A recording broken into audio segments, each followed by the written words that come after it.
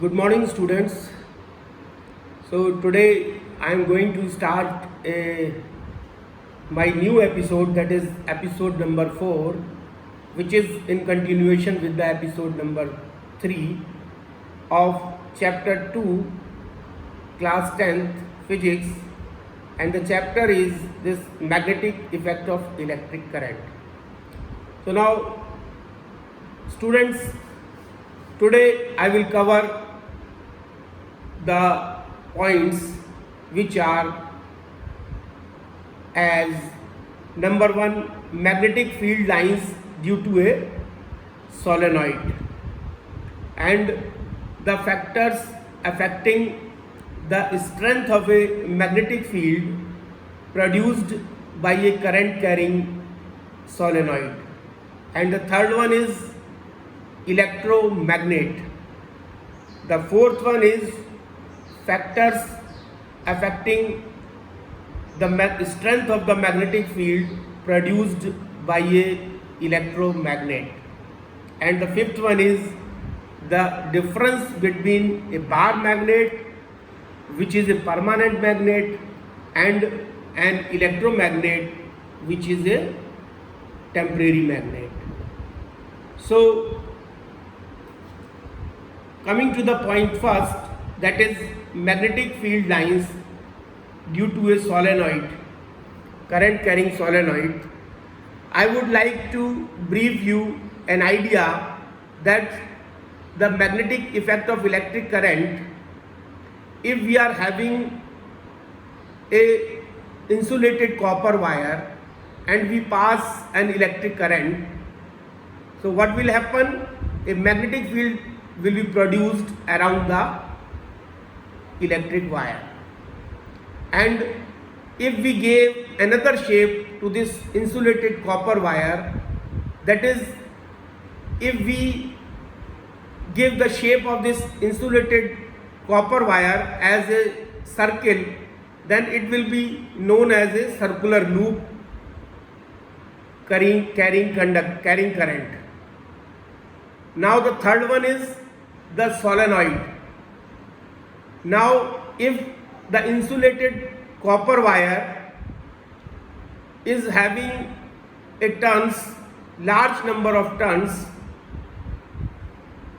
in the form of a coil, then it will become a solenoid. And the fourth one is the is the electromagnet. Now if in a solenoid, if we put an soft iron core inside this solenoid, it will become a electromagnet. So just this is a brief idea I have given you, that an insulated copper wire can be given in the shape of a circular loop, and we can make a solenoid by having a large number of turns, and if we put a soft iron core inside the solenoid, it will become a electromagnet. Now coming to the first point, that is magnetic field lines due to a solenoid. Now what is a solenoid? A solenoid is a large coil of insulated copper wire having a large number of turns. So this solenoid is nothing but it is a large coil of insulated copper wire having number of turns. As shown in the figure, this is a insulated copper wire having turns. This is one turn, second turn, third turn, fourth turn. So this is having so many turns, and when this coil is connected with a battery, the current will flow as shown in the figure, and this will become a solenoid. So this is a solenoid. This is nothing but a insulated copper wire having a large number of turns, and it is in the form of a coil, and which is connected through a battery to pass the current to the solenoid. And this figure shows that the magnetic field lines produced due to a current carrying solenoid is similar to that of a bar magnet. So what happens? The magnetic field lines produced by a bar magnet, as we have studied earlier, is similar to the magnetic field lines produced by a solenoid, as clearly indicated in this figure. Because this solenoid is also having two poles, that is north pole and the south pole. And when this solenoid is suspended freely in the space, and when this comes to rest, this solenoid comes to rest, this will point towards the north-south direction. And again, similar to the bar magnet, the magnetic field lines in outside the solenoid, the magnetic field lines are coming from north and going into the south, as indicated here. These are the magnetic field lines. These are coming from the north and going into the south. This is in the outside the solenoid. They are from north to south. And inside the solenoid, it is also similar to the bar magnet, that the magnetic field lines are in the form of parallel straight lines.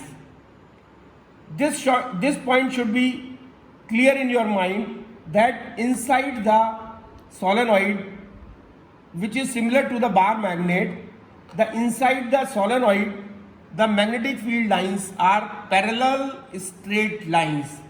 These are parallel straight lines. And due to this parallel straight lines, this indicates that the magnetic field produced inside the solenoid is same at all the points inside the solenoid.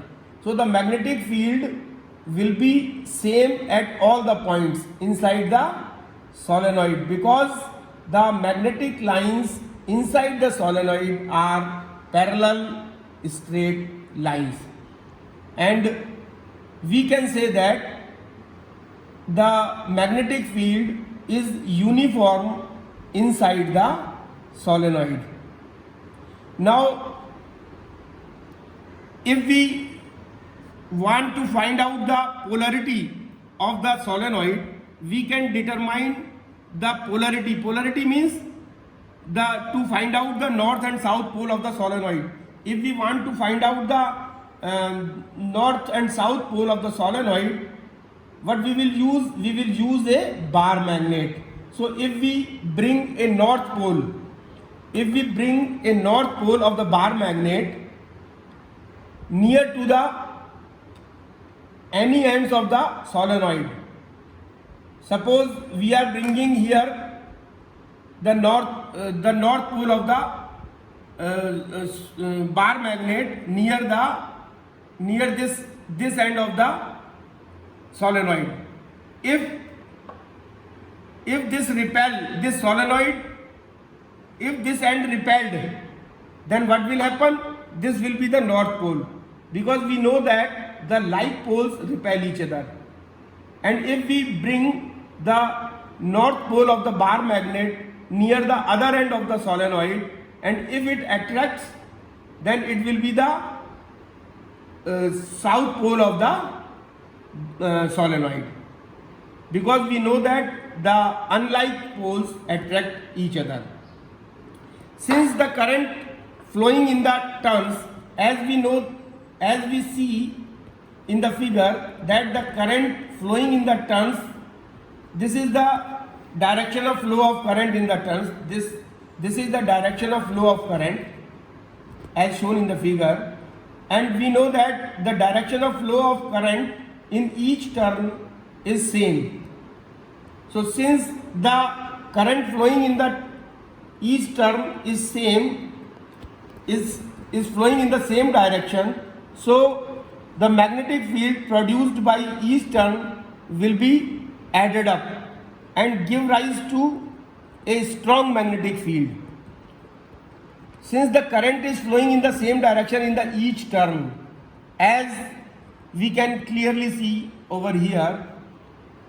So due to the same direction of the flow of current in each turn, the magnetic field produced will be added up, and this will increase the magnetic strength of the solenoid. Now coming to the second point, that is factors affecting the strength of magnetic field produced by the current carrying solenoid. This is a current carrying solenoid. So what are the factors which affects the magnetic field of the magnetic field produced by this solenoid? So the magnetic field, the strength of the magnetic field produced by this current carrying solenoid is directly proportional to the number of turns in the solenoid.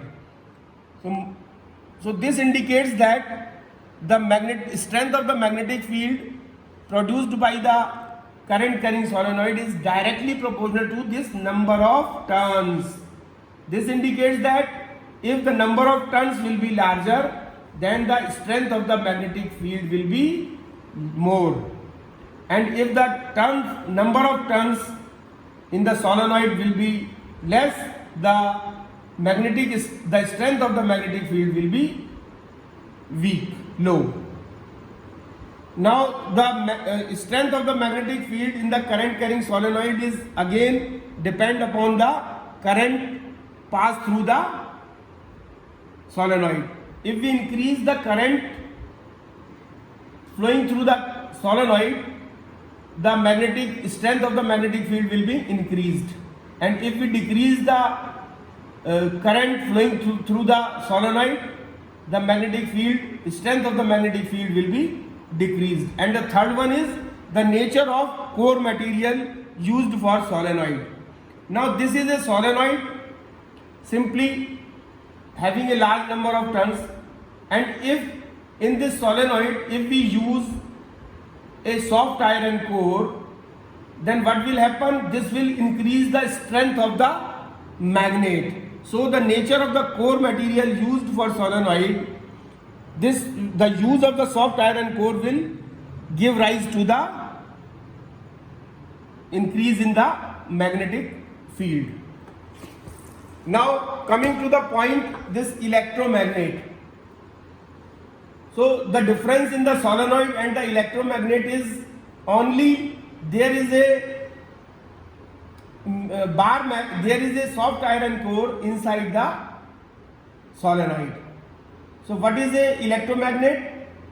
The strong magnetic field produced inside a current carrying solenoid can be used to magnetize a piece of magnetic material like soft iron when placed inside the solenoid. So it has been found that inside the solenoid, if we use a soft iron core, then the strength of the magnetic field will be increased.